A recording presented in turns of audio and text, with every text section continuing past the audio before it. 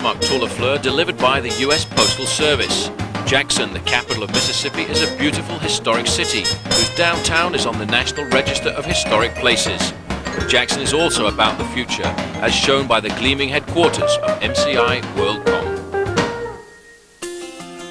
Cycling has quickly become a very popular sport throughout the southeast, and the striking, beautiful countryside around Jackson makes this a prime focus for cyclists of all levels. One of the most popular events here is the Ridgeland Natchez Trace Century. Held in conjunction with the Marked to LeFleur, this century ride takes cyclists along the picturesque Natchez Trace, once an Indian trail and now a scenic highway that is part of the U.S. National Park system. Riders start and end in the cycling-friendly community of Ridgeland, Mississippi, and can ride any distance from 25 miles to 100.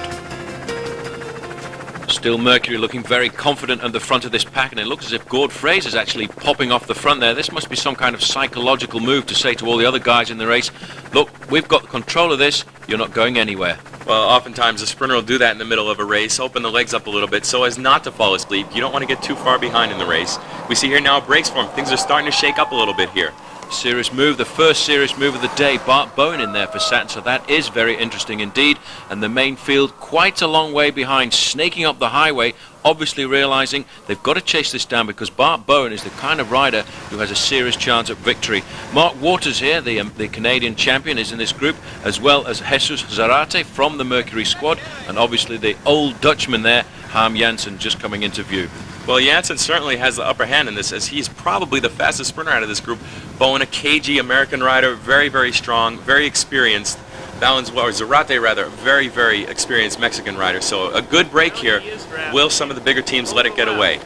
I doubt if they're going to let Bart Bowen get away, because Bart Bowen is such an experienced rider, and one team missing out, Team Shackley. Well, now it's their job. The ball's in Shackley's court. If these guys want the race to come back, if they want to be a part of this bike race now, they've got to do the work. It's up to them.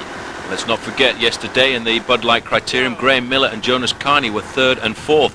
But Gord Fraser there riding intelligently right on the wheel of Miller. He's the man to watch. That's right, Paul. And with his team represented in the break, and now we have a little defect for Frankie McCormick now. Let's forget about Fraser for a second. This is a big move. This is a big move for Frank McCormack at the back there. He's got a flat tire. I'm surprised he's keeping riding there. Obviously not panicking.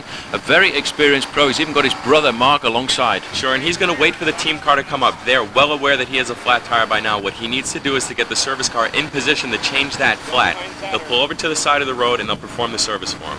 3 or 4 Saturn riders there grouping together now. Obviously they're going to wait for the tire change, and then they'll try and pace Frank McCormack back into the race. But this is a difficult time because the hammer is down at the front and the speed is high, and it's going to be difficult to catch back. It's really the worst place to flat is on a downhill. So what Frankie's doing here is giving the mechanic a chance to get prepared to make a fast wheel change for him.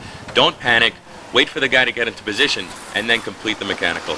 What a job, the mechanic straight out of the guy. Had the door open before, in fact, McCormack had stopped. He's in there with the rear wheel. Normally, a good mechanic will change a rear wheel in less than 15 seconds. I've got the clock going now. I'm on 12, 13, 14, and he's away. McCormack back on his bike. The referee there stopping to make sure there are no infringements on the rules. McCormack's back on his bike, and I should think Team Saturn will wait to pace him back. Certainly, and Frankie's really not far off the back of the caravan, which is important. If you can stay within the cars there, the back of the race, it's such an advantage. If you get pushed out of the cars while you're on your own, you have no break from the wind, and it's a long way back to the race. There is the convoy you can see just up the road there. I have a feeling McCormack is riding well this year. I saw him in February riding the Tour de Langkawi, and he was in excellent form, always vying for victory, never actually getting the win, but always present in the first 4 or 5. Well, some of the early American races as well, Paul, I spoke with riders after those races. They said they had never seen Frankie stronger in the race. So this guy is definitely a player. He's America's most consistent, the top American rider, you know, very strong guy.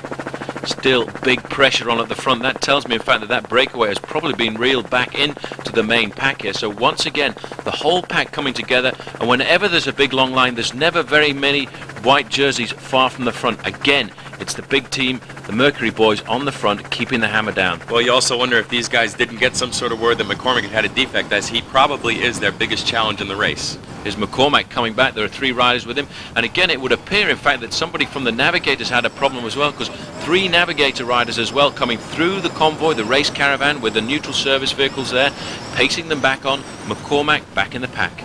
Well, you know, Paul, it's a great illustration of what sort of team effort is involved in cycling as you take a look at McCormick here. But really, the whole team comes back, gets their main player back into the race, and this is what wins you bike races. It certainly is what wins you bike races. In fact, that was a good move by Team Saturn, getting Frank McCormick back into the main field, because almost immediately he rejoined.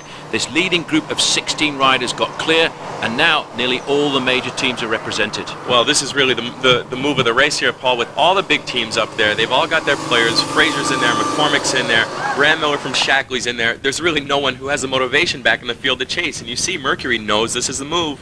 They know it's the move, but I feel they're doing an awful lot of work. I may feel that they're over-assuming on the performance of Gord Fraser. They may be, but there you just see two of Mercury's most experienced riders. Thurlow Rogers, over 40 years old. Roy Nickman, you know, 20 years in the sport now, followed by Saturn's Leipheimer. These guys know the job they have to do. They know what it's going to take to get their man in the winning position.